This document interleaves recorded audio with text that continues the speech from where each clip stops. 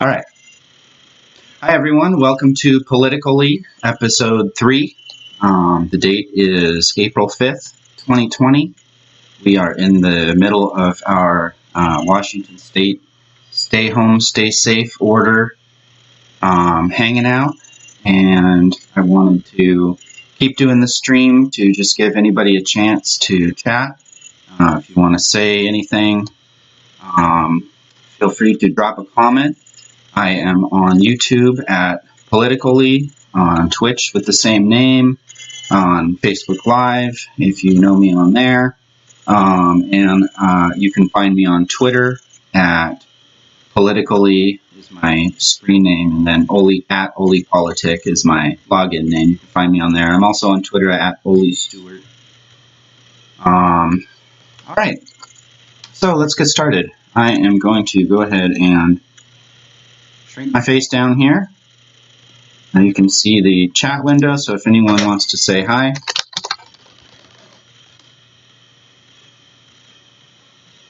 It should show up on the screen there. Let's see. There we go. All right. Hey, Dad, how are you doing? All right.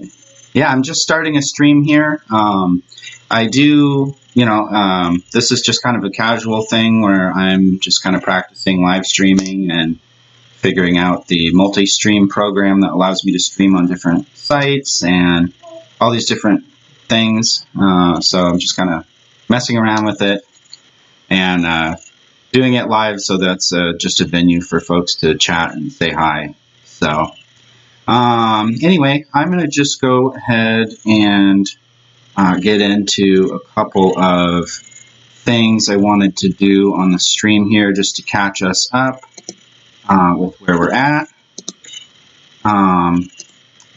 So in the primary,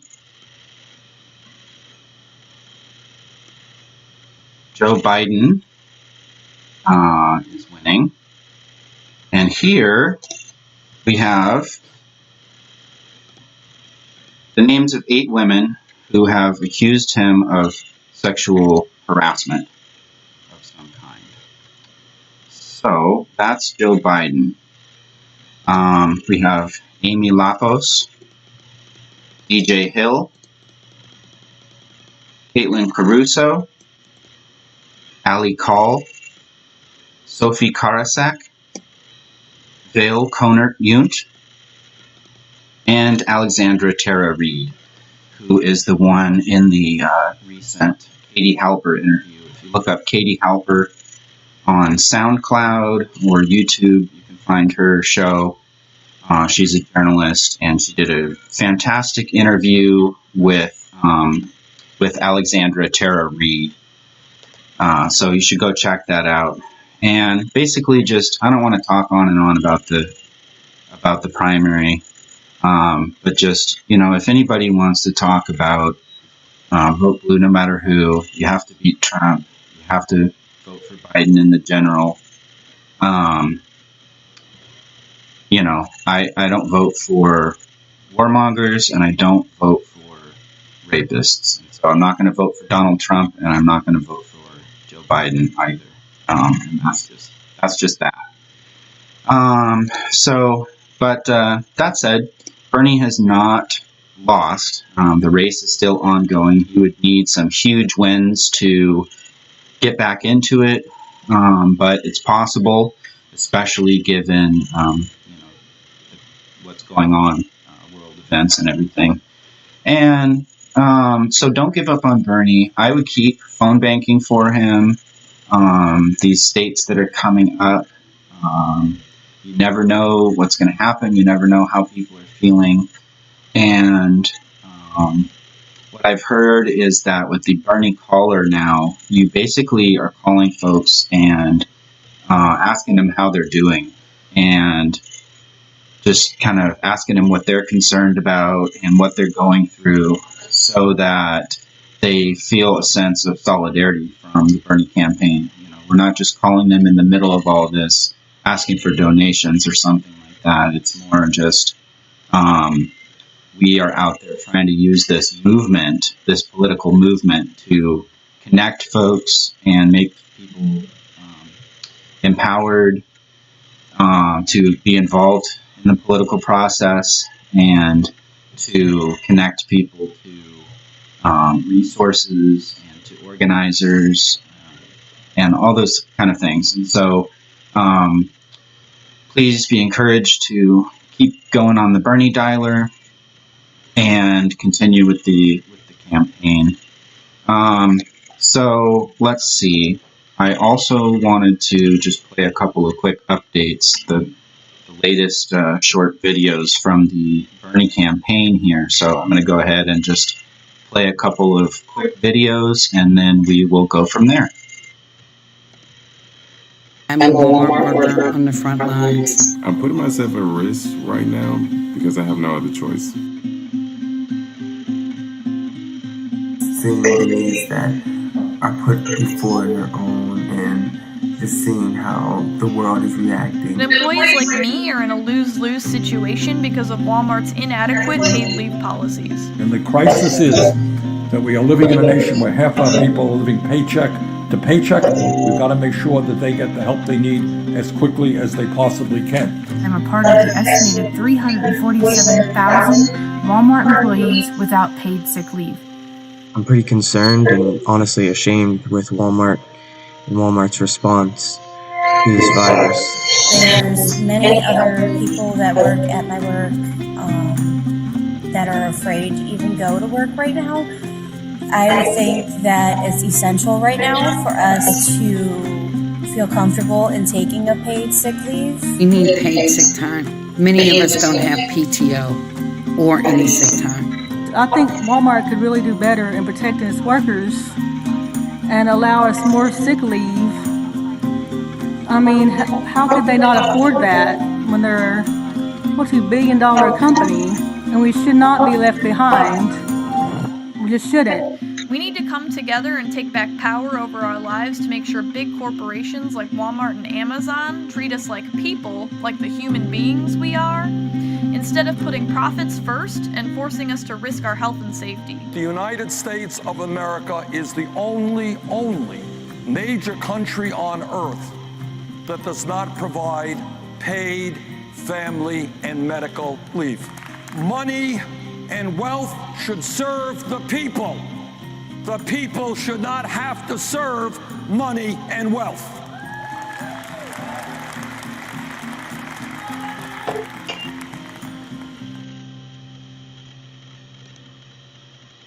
Yep. So just quick thoughts on that. Right now I am at home on paid sick leave. Or actually, I think I'm on vacation leave at the moment. But anyway, the point is, I have leave available. And that's because I'm represented by a union. I am an AFS-CME union member, Council 2, and they have fought for really expanded benefits for everyone in our union. And the reason I have plenty of leave right now to lean on, the reason that I have some level of job security and protections, and when I do go into work, I'm going to have a number of protections in place to make sure that I'm as safe as can be, is because of that union. And the Walmart workers don't have a union. A lot of people don't have a union in America today, and that's a major problem. And of course, Bernie talks about this all the time. He wants to double union membership on his first term. He wants a union for all platform, position, goal in place. And so, and I think that's really important. And whether Bernie wins or loses, we will need to continue to expand unions and get more involved in our unions if we're in one, and get involved in trying to organize our fellow workers if we're not. Maybe, if you don't have a union and you don't know how to organize your workplace. You could reach out to the local IWW or others who could help you with that. So just a quick thought on that. We got to keep focus on boosting union power. It's extremely important now as much as ever. All right, I'm going to watch one more video on this Bernie page and then we'll move on. 40% of our people do not have $400 in the bank to deal with an emergency. So we're in an emergency right now. What happens to those people? COVID-19 has revealed deep failures in our existing health inequity. We're talking to people from a position of wealth. Stay home. Well, if you don't have a home to stay in, how do you stay home?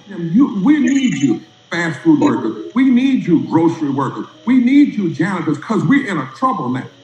But we have not, in fact, treated them in a way, either through health care or wages or housing, that reflects, if we leave the 140 million people still at risk of this virus, we leave all of us at risk in this virus.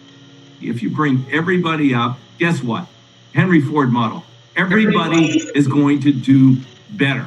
It's a weird example. I want my workers to be able to buy my product. That was a great model for capitalism. We're now into predatory capitalism where the vultures on Wall Street. Henry Ford was a Nazi picking off corporations, supporter, so their benefits. Most of these microbes are actually harmless in the bodies of the animals that carry them. What's happening is that humans are invading wildlife habitat and destroying so much of it that, animals have to squeeze into the little fragments we leave behind. When you cut down a forest where the bats live far away, they don't just disappear. They come and live in your backyard and your farm and your garden instead. And we know the climate disaster is one part of the problem with our dependence on fossil fuel, but now we're seeing that these biological problems are part of it too. These pandemics are part of it too. So I think that's sort of the real heart of the issue is going to be reducing our footprint on the planet more generally. Very much like Katrina, very much like what happened in 2008. You get certain moments in which the veil is completely ripped off and you actually see the rot that has been at work in the society, hidden and concealed. If we don't learn the lessons of the past and get some accountability of this greed and corruption and indifference, we're going to lose any capacity, collective capacity, to respond to overwhelming catastrophes. We see the wave of our fellow citizens helping each other out, sacrificing, serving public life, which means that democracy is not completely dead in the hearts of the people. I hope very much that out of this terrible, terrible tragedy, we do some fundamental rethinking about the nature of American society, what our moral statements are, what our priorities are. And if we can do that, then at least there will be something good out of the terrible suffering that so many of us are experiencing right now.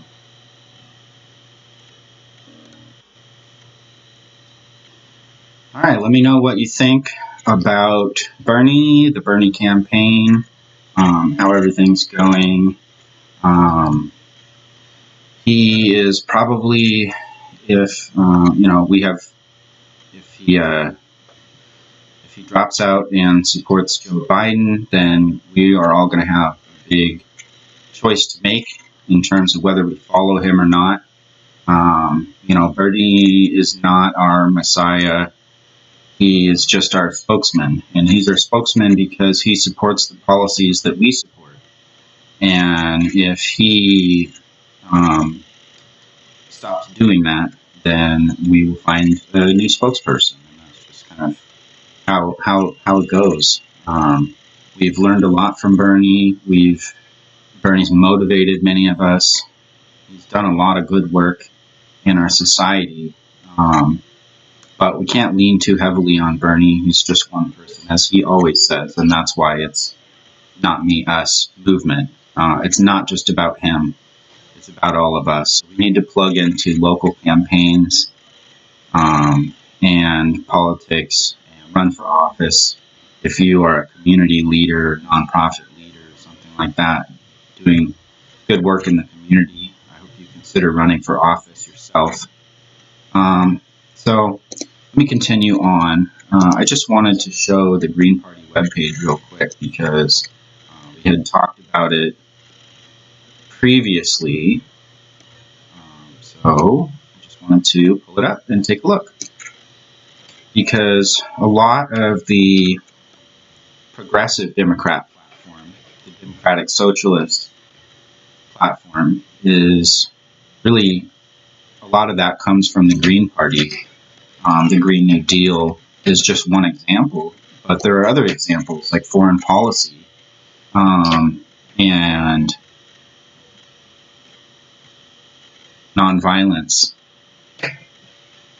community-based economics, and all of that. So the Green Party is doing good work. You can check that out here. If you click Become a Member, it shows you how you can either become a member with a payment plan, or you can apply for waiving your membership fee if you can't afford it right now, which is totally understandable.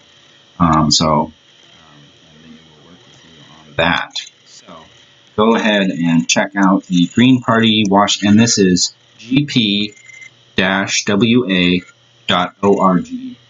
or just Google Green Party Washington and you can find that. So there's that. I wanted to play some of this interview with Noah Martin, who is a local organizer and activist and nonprofit lobbyist as well. And just wanted to get his take on where he's at with political organizing in Olympia and Green Party. He is a Green Party national delegate, not a presidential selection delegate, but another kind. So, and he is involved in a number of other things as well. You can see at the beginning of the video here, I'm going to just play this for a second. We have a turkey in our yard. All right, there we go. Oh, man. All right. He's got a Tarpey in his yard from the Occupy the Capitol water protector protests. So he was just showing me that there on the interview. So that's just a good intro to Noah Martin. He is on the ground doing good work in the community and supporting the water protectors, and he is fighting the fights that we need to fight right now. And so I talked to him about a little bit about the Green Party, about his political history, and I also talked to him about tenant organizing, rent strike, and just sort of on-the-ground community organizing work that needs to go on right now. So I'm going to go ahead and just play this interview. This is about half hour of the interview. The whole interview was about 45 minutes, but it cut off the end of it, so we don't get to the end of the interview. And also, the screen capture program was faulty and just kept the audio, but the video is just static most of the time. You'll see for a few minutes I blink, and then the image just has me with my eyes closed for several minutes. So it's a learning process with this live streaming stuff, so bear with me on that. But still, I think the audio here is worthwhile, so I'm going to go ahead and play that for us all here. All right, this is Noah Martin, who has been a local activist in Olympia for many years with the Green Party and all kind of other activities. I'll let him introduce and tell us a little bit more about yourself and just to catch up to where we're at. Yeah, sure. So I grew up in Washington, up in the Seattle area, north of Seattle, Kenmore, and went to school in Ohio and lived outside the state for probably like half a decade, Ohio, Massachusetts. I was especially involved in the Democratic Party in Ohio. I worked on Dennis Kucinich's last campaign. He was not my representative. My representative was Marcy Kaptur, but they drew out his district, and he ended up running in my district. So that was sort of my crash course to electoral politics. Was watching the Democrats and the Republicans work together to defeat Dennis Kucinich. And I got, really involved in the 2016 Bernie campaign, starting in Massachusetts and then later in Washington. And sort of from there have moved more and more into, like more direct action, tenant organizing, that sort of local grassroots organizing rather than electorally, although, I find that I have some skills in the sort of electoral field that are residual from other things. So I've applied them. I was really big in Renata Rollins' election in 2017. I was her volunteer coordinator. I've helped out Helen. Thank you for that, by the way. Yeah, I mean, Renata and I have we go back and forth sometimes in terms of tactics and things like that. But I think she's really showing up right now, and I'm really proud of her right now. Yeah, in agree. Terms of showing leadership. And this is actually, I think that sort of sets the stage. I think a lot of the way I think about what I do is setting up the environment for when things like this happen, right? Like, I think that's sort of the way to think about organizing is that there are going to be, especially in a capitalist system, there are going to be crises that happen, and we need to build community resilience directly. I've kind of given up on sort of federal politics in the near term, and I respect people like Joshua Collins who are really pushing important messages and building serious followings and using that well.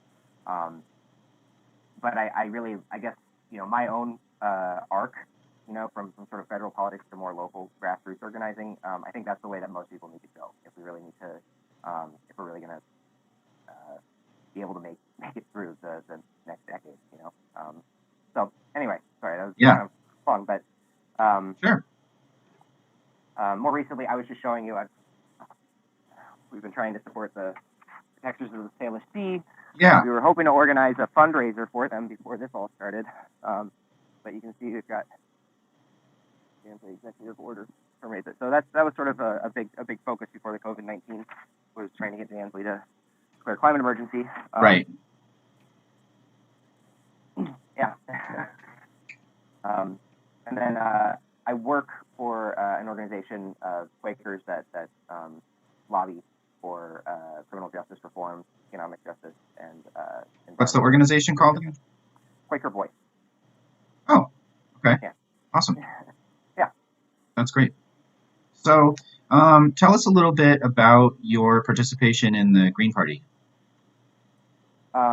So, after Bernie conceded to Hillary Clinton in 2016, I dealt personally with, here in Washington, I was up in Snohomish County at the time, and I had been canvassing for Bernie and had experienced like issues like door to door encountering people who had gotten letters with the wrong caucus location on it, like sent from the Democratic Party. Yep. And it was just, and that was just like one small thing in all of these just, stories from other activists I've been organizing with all over the country. Of just, and I should say that I wasn't necessarily surprised by it because I had seen the length that the Democratic Party would go to shut down even a much smaller threat of Dennis Kucinich. Right. But the sort of the blatant just rigging of the process was, at some point I couldn't really justify putting my energy into anything that would help build that, do that power. And I had voted for Bill Stein in 2012 after they screwed Dennis Kucinich and right. Obama had signed the 2012 NDAA and all this, Yeah, me too. Just awful stuff. And so I I guess it was more just, the people I met in the local. I went to like a Jill Stein, I think she appeared on CNN or something, and they did like a social, and I just really liked the people in the local party and the things that they were working on.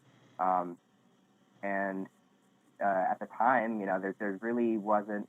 There's a SPUSA chapter in Olympia. I should say I do firmly believe that we need an independent party, and I think that there are two key organizations. The last time that the United States was really like close to anything approaching like a revolution, it had two really key organizations that still exist but are much smaller now. It was the IWW and the Socialist Party, and they had real power, and they had real membership, and they were very well organized.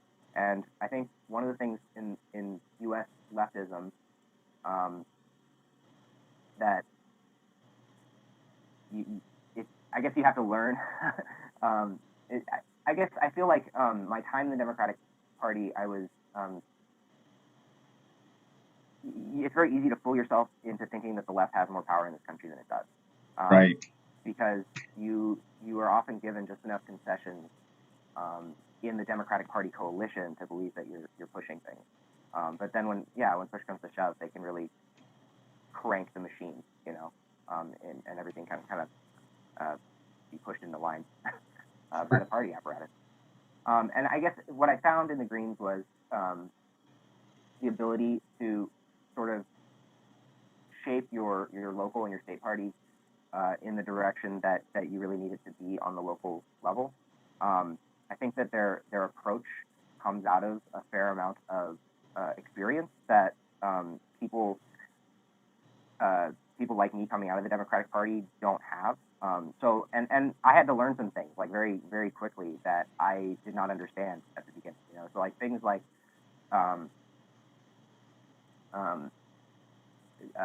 cross-endorsing Democrats, that sort of stuff. Like sorry, like what? Like cross-endorsing Democratic candidates. Oh, right. And sort of like fusion ballot stuff. Like that sort of stuff is something that we kind of attempted very early. And because of the decentralization, you can sort of do that. But I think that in the long run, I ended up we basically ended up having to learn lessons that people in the Green Party already knew, in terms of how that kind of strategy can end up, So my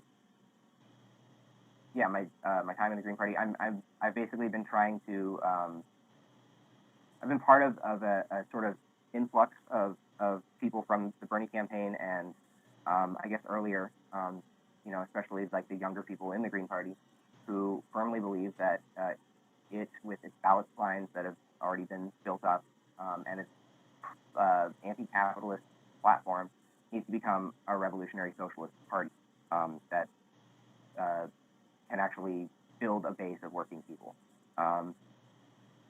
And I think we've been largely successful. It's one of these things, like, especially after my experience, like, trying to take over the Democratic Party, I found it was, the Green Party was kind of a pushover, with the Democrats, it's one step forward and maybe about 20 back. Right. And it's like, there are definitely, when you run into problems, there are definitely problems in the Green Party, but they're always surmountable if you're willing to put the energy into it, because the party is smaller, and there's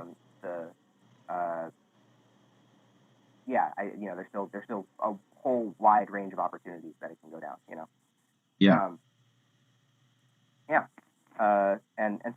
I'm currently a national delegate on the Green National Committee. I'm one of two for the Green Party of Washington, and that's sort of, that just like it represents a larger shift nationally, just in terms of getting people who are very focused on local municipalists and radical democracy, I guess. Yeah, that's really good to hear. I was involved with Green Party of South Puget Sound.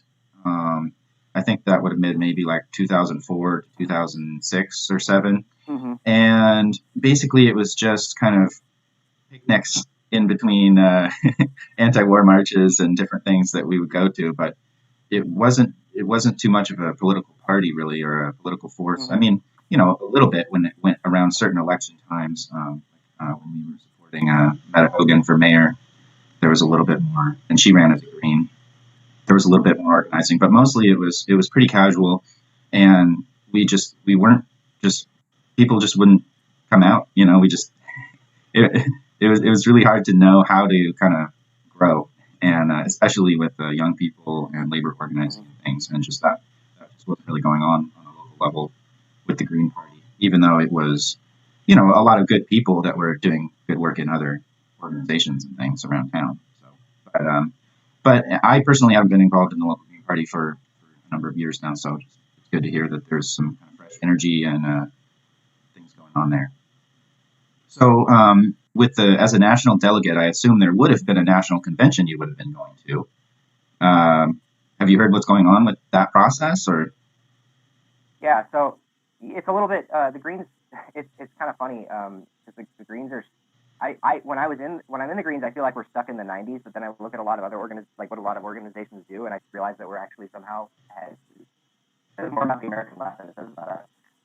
Sure. But we don't. When we make decisions as a national committee, it's all online, and we're perpetually doing that and constantly seeking feedback from our local parties. We do have a national convention, so I went to our national convention this past summer, but it's not as much of a decision-making thing. Gotcha. There's business. There's definitely business and stuff, but it's actually like just as much an educational thing. So right. I don't know. We will have a presidential, and then every 4 years, the national convention is sort of doubled in size for the presidential national convention. So that's what will be happening there, and that's a separate event. The presidential delegates are not the same thing as the national delegates. So that'll be decided in the presidential. Oh, okay. Yeah. So when does that happen? When is, give us a timeline on the presidential process. Well, so our the presidential primary is ongoing in the Green Party. It started in February, I think, late January, and in Washington, we don't have we are not included on the primary ballot like the Libertarians and Progressives, the Freedom Socialist Party. Instead, we have to do an internal party vote, which is actually suits us fine. We believe in kind of membership-based model of party membership rather than the kind of top-down PCO-based thing. That I think is really pretty, predicated in people having more resources than others being able to come out on top. But right, it's the old system. Yeah, it's the memberless party system. Where people vote on the the presidential nominee or something, and they declare themselves as a Democrat, but they're not really voting members. They don't have any power in the organization. We think that members should have a stake. They have responsibilities and rights as members, and one of that's the kind of the basis for our internal party democracy. The presidential nomination for Washington doesn't start until May 23rd. That was the date that our convention was supposed to be held, and I guess it will be held still, but it'll be online. And we will have 3 weeks after that where ballots will go out and people will be able to vote either online or via paper ballot. In order to participate, if you're a new member, you have to register with the party by April 23rd. If you're a returning member, you can re-register at any time. So that's kind of the layout. And all right, so April 23rd is the deadline. Become a member of the Green Party of Washington State. And what's their webpage? greenpartywashington.org. And to become a voting member, is there a dues? Yeah, so typical dues are $20 a year. Although you can, if you're going through economic hardship, as a lot of people probably are right now, you can also sign up and waive the fee. So okay. I will drop a link here at some point. Yeah, I will include a link in the description once I eventually post this. And still $20 a year, very reasonable. If you can do it, I would just go ahead and do the $20 because it's good cause, and but yeah, if not, then don't. So, but because your participation is more important than anything. Yeah. So, and if I can just, I mean, if you're wondering where that money goes, I mean, sure. the most recent expense of the Green Party of Washington. So like half of it goes to the local and half of it goes to the state party. And the last like big expense was we donated, I think $500 to the Wet and Legal Fund. And again, we're hoping to do a fundraiser for the Protectors of Sailors Sea. So it's just that's kind of. Well, that's awesome. Yeah. That just shows the the priorities. Yeah, I think we're when you look at successful socialist movements, especially in the Western Hemisphere, you really have to center the voices and actual interests of indigenous people. So yeah, that's one thing that we've and that's really, really big here. The most potent critics of our Democratic governor, I think, are the Protectors of the Sailor Sea. So just something everybody should really be plugged into. Yeah, and if you're interested in that, you can find Protectors of the Sailor Sea on Facebook. So let's see. What about, let's just jump to another topic here. What are your thoughts on the situation with rent strike and, utility strike and the situation? Because in my view, and the Congress just passed this, $1,200 check, one-time check to some people. Some people are going to get it sooner if they have direct deposit with the IRS saved. Some people aren't going to see it for a month. And so it's like, okay, really, that's going to be a month after a lot of people get eviction notices. And a lot can happen from now to then. And they don't seem to realize the situation, the gravity of the situation, and what happens when a quarter or a third of the country gets an eviction notice on April 1st, or April 3rd or 5th or whatever it is for you. I mean, they don't seem to realize you can't just like send them a check a month later and it'll be fine. Like, that's not how this works. So that's going to be, I don't know whether it's going to have to come crashing down, before something happens, or, if we can put pressure on and get the rent canceled, and not just deferred evictions that just mean more bills for people later that they can't pay. So what are your thoughts on where we're at with all that? So yeah, I did some tenant organizing in really in the past year. Tried to get a tenants union off the ground in the South Sound area. It was called the Tenants of the South Sound. It was and it still exists. We're especially now very active. But I think that was a really big learning experience for me because we attempted a lot of organizing around getting tenants together and organizing units. And what I'm seeing in the rent strike, I think basically there's going to be a rent strike just because, as you pointed out, people just can't pay their rent, so they won't. I mean, that's so whether it's organized or not, there's going to be some sort of strike. And I think from my perspective, the big things I learned about organizing tenants, or if we want to basically make it a method to build class power and to actually, like you said, get rent canceled, we need to do our best to make sure that this rent strike is organized. I mean, this goes back to what I was saying about how the left in the U.S. is actually it's very weak. We don't have good institutions that are ready to take on these kinds of challenges. We're just not big enough. So we got to try our level best. And to find people who are vulnerable and to help them scale out and organize their units. And I think the most important thing is to realize about tenant organizing is it's very unit by unit. It's very like apartment by apartment building, landlord by landlord. If you just start, and this is sort of what we did, if you just start even from a citywide or regional level saying, well, we're like a union of tenants that are going to all organize together, but we all have different landlords, and that's not an effective strike. That doesn't work. You have to be able to act collectively within your apartment building. So what that means is that right now, what everybody really needs to be doing is talking to their fellow tenants who share landlords with them. And building, one of the things we started doing, and the biggest, I think, example example of like a successfully organized department that I think will do very well weathering through this already because they're organized is the Cove, where they have a car share. They've already been, they built a garden together. They've already been like doing smaller trust building things, where they really feel and understand each other as a community. I think. Oh, that's awesome. Where's that? The Cove? What side of town is that on? Downtown. Oh, okay. Probably Cool. 2 blocks from the library. Yeah. Yeah, and you should bring on Jen Wolf to talk about that. But yeah. Cool. Yeah. Noted. But so I think people, rent strike, yeah, it's going to happen. Right now, the biggest thing, people are going to have a bunch of rent due on April 1st, and some people are going to be able to pay it, and some people aren't.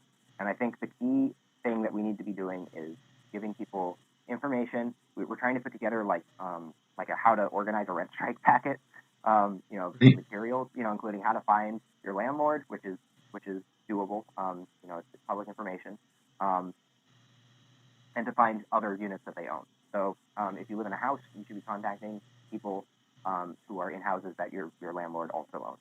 If you're in an apartment building, you should be talking to people in your apartment building. That's very difficult while you're doing social distancing. Yes. I think it's going to require finding people's phone numbers, basically. Yeah, it's a whole new challenge, and I wish I had jumped on this whole organizing my apartment building thing a year ago or 6 months ago. That would have been handy, but unfortunately, I was a little slow on that. Besides one Bernie canvas with DSA, And that's yeah. I mean, that's really the issue. That's why we organize. It's like it's not that absolutely we're gonna bring it's not that you're gonna like slowly build power. It's that when these things happen, that's when all kinds of possibilities open. And yeah, it's too bad, but it's one of those things. Like I feel like we learned some lessons doing that, and I don't want to see people who are jumping into this like rent strike. There are a lot of people getting actively involved into it right now, which is great. I just don't want them to make the same mistakes that we made. I think we really need to go unit by unit and make it be about building trust and a relationship with the neighbors, because that's the only time you ever could do that level of solidarity. You're going to trust everybody to not pay their rent is if you built trust doing other things. So find your neighbors, figure out what their needs are, and try and meet them immediately. Like do mutual aid of some kind. Yeah. If you can pay your rent this month and they can't, and not everybody's on board with the rent strike, try and maybe convince people to like, okay, we all pay 50% of rent or something, and then that in itself, I know it sounds like a compromise, but like what we're going to face is you're going to have this kind of like janky, unorganized thing on April 1st or whatever your rent is due. But then what's really going to happen is a lot of people are just not going to pay the rent, but there'll be no evictions, and it'll build.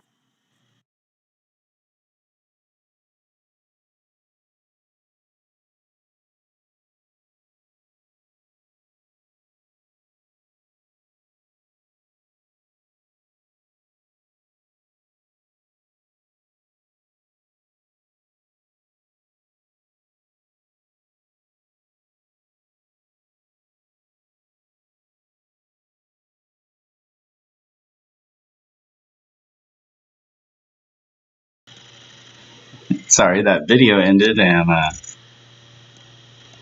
that was not set up beforehand. All right. Anyway,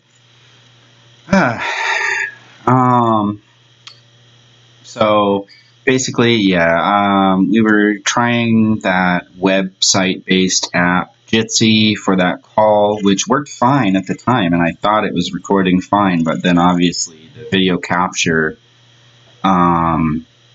didn't work. So my apologies for the audio and video issues there, Noah, and thank you for participating with me as I kind of fumble my way through this.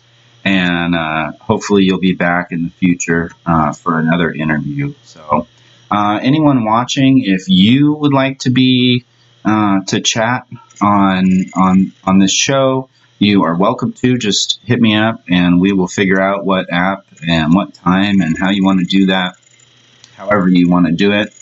You can also send me a video or audio at PoliticOly@gmail.com, and I can just play it directly if you don't want to do something over a video chat, or however you want to do it. Just let me know. Basically, I just want to be a forum for folks to connect and report back from different things going on in the community and anything folks want to talk about. So feel free to plug in and add to it. And for now, I'm just going to keep doing these weekly live streams and just kind of keep going, keep learning, and trying out different things. And hopefully, eventually, I will have the skills together to the point where I can do more of an actual show. So, anyway, I just wanted to leave on a music note. If you look on SoundCloud for Emu, E-M-U-H, I met this guy, Alexander, playing Magic cards, and he said, "Check out my SoundCloud," and this is him, and he does some really awesome stuff. So I'm going to go ahead and just play a song that he remixed, Chick Iverson, "World in Front of Me." You can find this on SoundCloud. You can support the artists on Beatport, and the links are in their SoundCloud. So I'm just going to leave it at that, and hope you all are doing well, and thanks for tuning in if you did, and no worries if you didn't, because I'm still just kind of winging it and figuring this out. So love you all, and have a good one.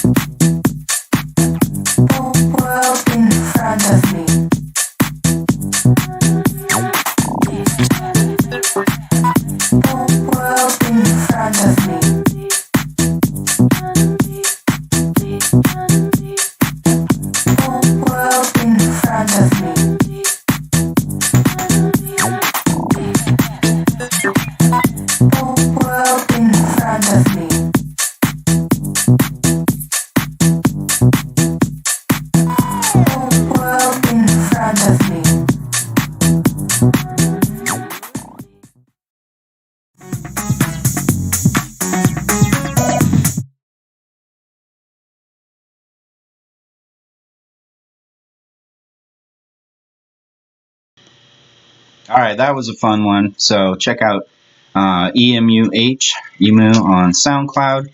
And please, if you see this, drop a comment, connect somehow. Really appreciate it. And had a good one. And we'll see you next week. I'll be back with PoliticOly Sundays from 1 to 2 p.m. PST. You can find me at PoliticOly on YouTube and Twitch. at OliPolitic on Twitter. You can email PoliticOly@gmail.com, or you can find my personal Twitter at Oli Stewart. All right. Thanks, you all. Have a good one.